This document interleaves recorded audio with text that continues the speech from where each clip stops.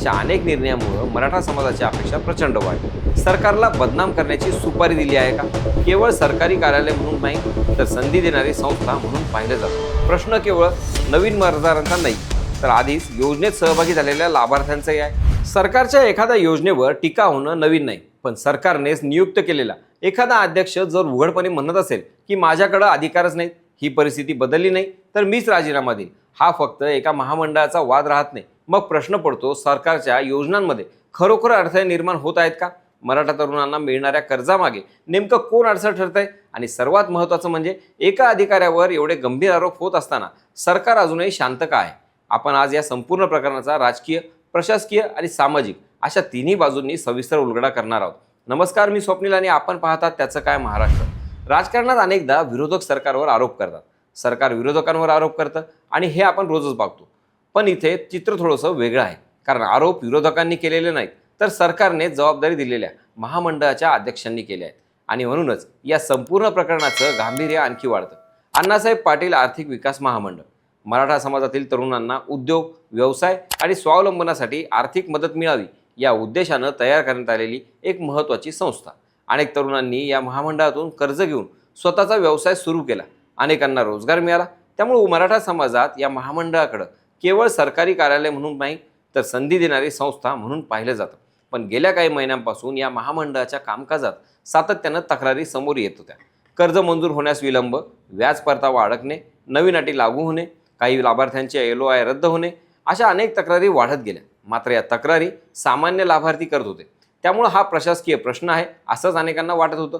पण अचानक संभाजीनगरमध्ये पत्रकार परिषद घेत नरेंद्र पाटील यांनी जे काही बोलले त्यामुळे हा विषय थेट राज्याच्या राजकारणाच्या केंद्रस्थानी आला।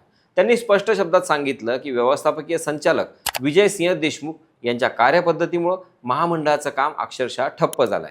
मराठा समाजातील हजारो तरुणांना कर्ज मिळत नाही, कर्ज मिळालं तरी व्याज परतावा वेळेवर मिळत नाही, शासन निर्णयात नसलेल्या अटी लादल्या जातात आणि या सगळ्याचा फटका थेट लाभार्थ्यांना बसतो आहे। इतक्यावरच ते थांबले नाहीत, त्यांनी असा आरोप केला की या कारभारामुळे सरकारचीच प्रतिमा खराब होत आहे, समाजात सरकारबद्दल नाराजी निर्माण होत आहे। एवढंच नाही तर कोणीतरी सरकारला बदनाम करण्याची सुपारी दिली आहे का, असा अत्यंत गंभीर प्रश्नही त्यांनी उपस्थित केला।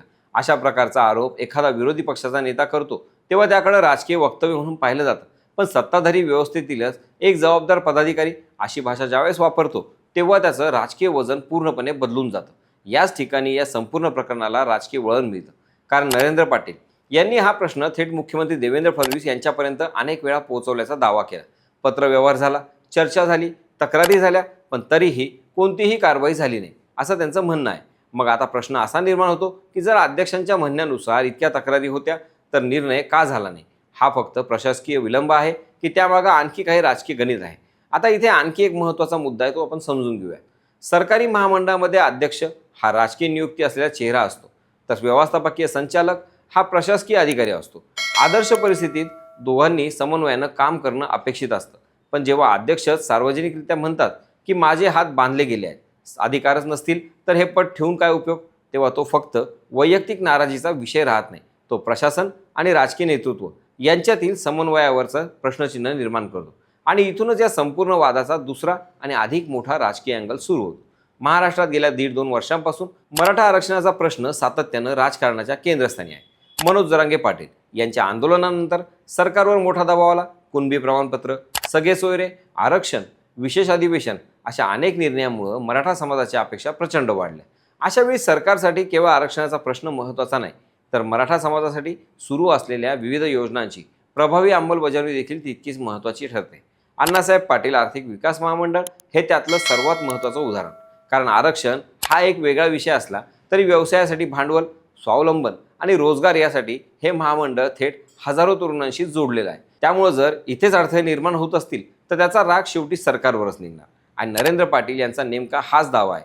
त्यांनी सांगितलेले काही मुद्देही लक्षात घेण्यासारखे आहेत। त्यांच्या म्हणण्यानुसार कर्ज मंजुरीसाठी अशा अटी लावल्या गेल्या ज्या मूळ शासन निर्णयातच नव्हत्या।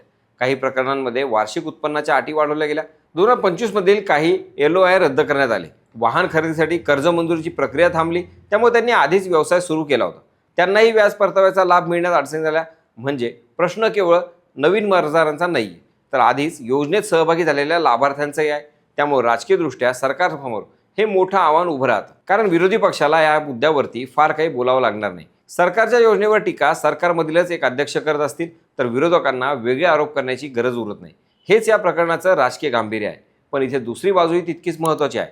व्यवस्थापकीय संचालकांवर आरोप झाले आणि म्हणजे ते सिद्ध झाले असं अजिबात म्हणता येत नाही. नरेंद्र पाटील यांनी त्यांची भूमिका मांडली आहे. या आरोपांवर संबंधित अधिकाऱ्यांची भूमिका किंवा सरकारची अधिकृत भूमिका काय असेल यालाही तितकंच महत्त्व आहे. त्यामुळे या संपूर्ण प्रकरणाकडे एकतर्फी न पाहता सरकार पुढे काय भूमिका घेतं याकडे लक्ष ठेवावं लागेल. मात्र राजकारणात अनेकदा धारणा ही वास्तवाइतकीच महत्त्वाची असते. समाजात असा संदेश गेला की सरकारच्या योजना कागदावर आहेत पण प्रत्यक्षात लाभार्थ्यांपर्यंत पोहोचत नाहीत तर त्याचा राजकीय फटका बसू शकतो. आणि म्हणूनच नरेंद्र पाटील यांनी वारंवार सरकारची प्रतिमा खराब होत आहे हा मुद्दा पुढे आणला. आणखी एक गोष्ट इथे लक्षात घ्यायला हवी. नरेंद्र पाटील यांनी थेट राजीनामा दिलेला नाही, त्यांनी राजीनाम्याचा इशारा दिलाय. राजकारणात इशारा आणि राजीनामा यामध्ये मोठा फरक असतो. अनेकदा असा इशारा म्हणजे सरकारला दिलेला शेवटचा राजकीय संदेश असतो. आता निर्णय घ्या. त्यामुळं पुढच्या काही दिवसात सरकार कोणती भूमिका घेतं हेच या संपूर्ण प्रकरणाचं भविष्य ठरवणार आहे. जर सरकारनं या तक्रारींची दखल घेतली, चौकशी केली किंवा प्रशासकीय पातळीवर काही बदल केले तर हा वाद इथेच संपू शकतो. पण तसं नाही झालं आणि अध्यक्षांनी खरंच राजीनामा दिला तर हा प्रश्न एका महामंडळाच्या चौकटीबाहेर जाऊन महायुती सरकारच्या कार्यपद्धतीवर प्रश्न उपस्थित करू शकतो. विशेष म्हणजे हा वाद अशा काळात समोर आलाय जेव्हा राज्यात विविध सामाजिक आणि राजकीय प्रश्नांवर सरकार आधीच दबावाखाली आहे. अशा परिस्थितीत मराठा समाजाशी संबंधित कोणताही नवीन वाद सरकारसाठी राजकीयदृष्ट्या संवेदनशील ठरू शकतो. म्हणूनच हा विषय केवळ एका अधिकाऱ्याच्या बदलीचा किंवा एका अध्यक्षाच्या नाराजीचा नाहीये. तो सरकारच्या निर्णय क्षमतेची आणि प्रशासनावरील नियंत्रणाची कसोटी ठरू शकतो. आता पुढे सगळ्यांच्या नजरा या दोन गोष्टींकडे असतील.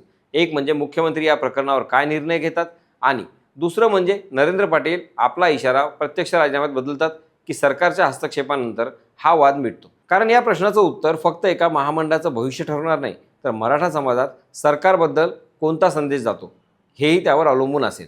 तर तुम्हाला काय वाटतं, हा वाद खरंच फक्त एका अधिकाऱ्याच्या कामकाजापुरता मर्यादित आहे की यामागं आणखी मोठं प्रशासकीय आणि राजकीय चित्र दडलं आहे?